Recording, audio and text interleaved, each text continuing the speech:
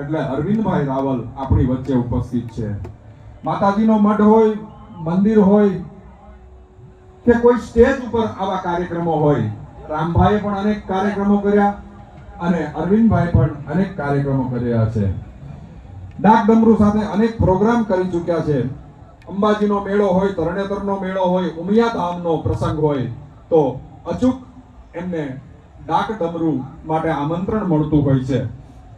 અરવિંદભાઈ રાવલ અને એમની સાથે બેઠેલા મહેશભાઈ રાવલ, મહેશભાઈ રાવલ પણ એમના કાકાના દીકરા છે, એટલે ભરતભાઈ રાવલ. રામભાઈ રાવલ અને ભરતભાઈ રાવલ બંને ભાઈઓની જોડી હતી. એમ જ આ અરવિંદભાઈ અને મહેશભાઈની જોડી જ્યારે પોતાના સ્વરોમાં માની આરાધના કરતા હોય ત્યારે એને ચાચરના ચોકથી અહીં નીચે ઉતરવું પડે. આપણને એમ લાગે કે માં આવી કે આવશે. એવા માના ગુણગાન ગાતા આ બે છોરુડા, રાવળદેવના છોરુડા